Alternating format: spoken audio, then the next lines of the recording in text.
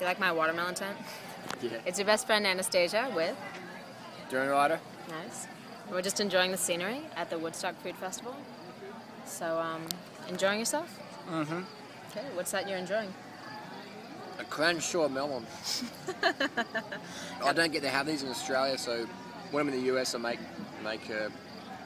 try and make it up. Yeah, definitely. They're good. So, you were actually the biggest factor for me turning over to the raw lifestyle. Mm-hmm. I found David Wolf, and then he was full of BS, and I found that out pretty quickly. And your videos definitely very inspired me very much. But not everybody knows who you are. Do you mind telling us about your story and how you found out about it? I know you interned with Doug Graham, I think. And who is Doug Graham? What is this? I've been vegan for 11 years now, and I got to raw foods lifestyle back in 2002 after reading a book by Paul Neeson it's called The Raw Life. And the raw food lifestyle made sense to me, but I'd always struggled to eat enough food because I thought that if you're more spiritual, you don't need to eat as much and blah blah blah. So I always struggled and always go back to vegan fare, which is fine, but I feel better eating the fruits. So especially as a staple. And I just got more into raw foods, did more reading and stuff like that, and learned about Doug Graham. Who's Doug Graham?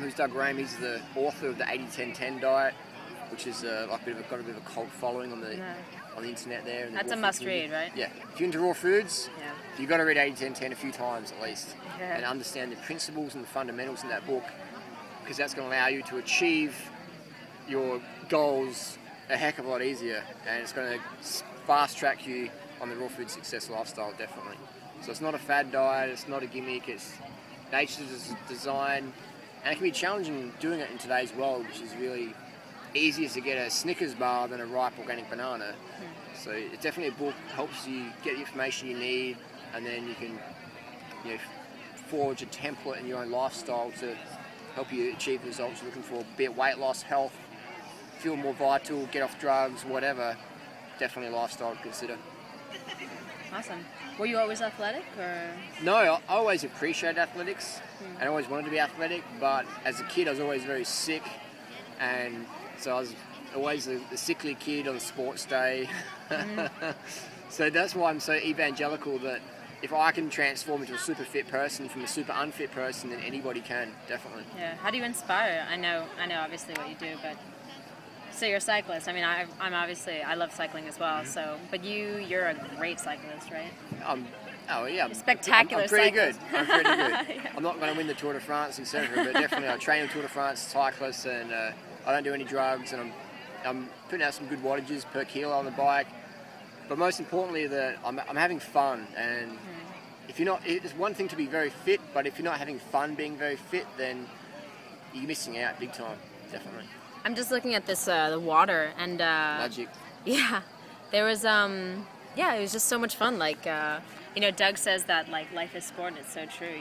We're all frolicking in the water, having a bunch of just splashing at each other. Yeah. And it's like we're being active. It's so natural. It's just play. Yeah. There's no time for exercise because you're too busy playing. We just did a 10-kilometre jog in the hills around the lake, and we were just laughing a lot and pranking each other and just talking and discussing and some serious conversation, some not so serious conversation, but it's socialising. And it was a 10-kilometre run, which is healthy. It's good for your body to move. So I don't promote exercise, but I do promote a life of adventure and activity with passion and fun. Because when you make something fun, you take care of motivation. Definitely. What do you think positive mindset has? Where does it fit in? I think you have a tattoo on one of your hands. I've got a tattoo here. That's the eagle claw. PMAR, positive mental attitude regardless. Nice.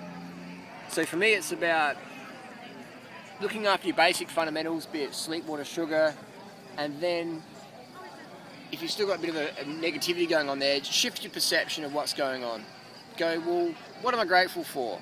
Am I being a bit of a prima donna, drama king or drama queen? What's going on here? So definitely PMAR for me, positive mental attitude regardless.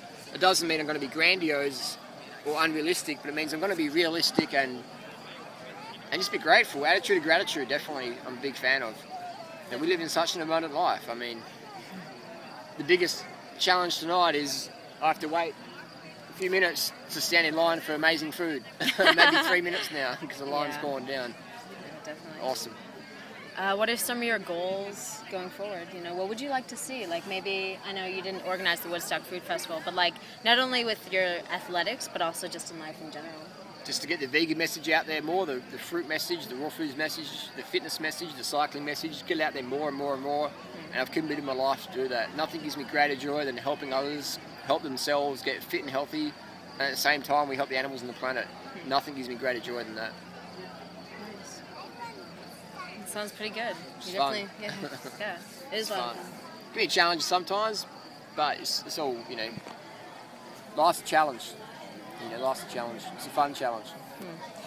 With somebody who's struggling with, you know, I know that you advise people when they're having difficulties, like getting enough calories, to, if they're going to slip, instead of slipping into like chocolate or like, you know, some just crap, grease, and slip in a grease puddle, to like fall back on.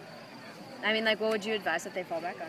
I'd say that fall back on high carbohydrate plant foods, being rice, beans, corn, barley, quinoa, amaranth, oats, things like that, or things like dates or Odwalla, mango, tango, fruit juice, things like that. High carb, low fat, vegan foods versus heavy nuts or greasy stuff. I mean, you can have that occasionally, the greasy plant foods, but the less you eat it, the better you're going to feel. So instead of going full swing back to animal products or the standard American diet, paleo diet, Atkins, Fatkins diet, get enough calories from your favourite plant food carbohydrates, fruit being number one, starches being number two, starches being tubers, roots, vegetables, things like that, potatoes, yams, sweet potatoes, things like that. So look up Dr. McDougall, what he does, and Dr. Esselstyn, Dr. Neil Bernard. High carb, low fat, vegan for the win, but fruit is going to be the best bet. But have the backup plan, definitely. Backup plan, essential. Otherwise, you're jumping out the plane with one parachute. When the parachute fails, you don't have a backup parachute, you're dead. So have the backup parachute always. Definitely. And then it gets rid of the mindset of like, you know, all or nothing, perfection, fail, you're worthless if you don't do it. So. I've got plenty of friends who are morbidly obese, raw foodists, because when they're not doing raw food, they're doing steak and chicken and deep fried stuff. So always have standards and have a backup plan. What's your opinion on beans? Because this time last year, I was stuck on beans, and it took the Woodstock Food Festival to help me get off of it. It's more what people put on the beans. Generally, it's a lot of salt, so that can add water retention. That's true. Or it can be a lot of fat, a lot of grease. People fry the beans up, so that's a lot of fat. But cooked beans, I mean, I've had plenty of cooked beans. I think they're great, but they don't come close to fruit. So I'd say, yeah, if you have some, you know, cooked beans now and then, it's not going to be an issue, definitely. No one got fat from eating beans, but it's more what they have with it. It's maybe the sour cream or the cheese or the excess vegetable oils. This is a bit of a random question as well. I was talking with a triathlete up at the top after a lecture, and he doesn't shave his legs, and obviously you do. You have quite nice legs, and then you shave them. Yeah. But what is your? I mean, why would you versus why would you not for like a triathlon? It's when I'm doing my transvestite shows. When you I like to get a lot of massage. I like to get a lot of massage and wear Freely's dresses, but massage is the main reason. Yeah. But well, I was saying like if you fall off the bike and you get hair into the injury. That's a small one. Massage, and probably just to look the cyclist part. It might be another reason because everyone else does it. But for me, it's massage. I like to get a lot of massage, and when you got hairy legs, it's just harder to massage. It hurts more. But you don't have to shave your legs if you don't want to. Oh, don't say that. I love when guys shave their legs. Anyway, so cool. Well, thank you so much. No worries. Cool. Okay. It's good having a good time at Woodstock Fruit Festival 2012. Definitely. Thanks, Anastasia. Definitely. Okay.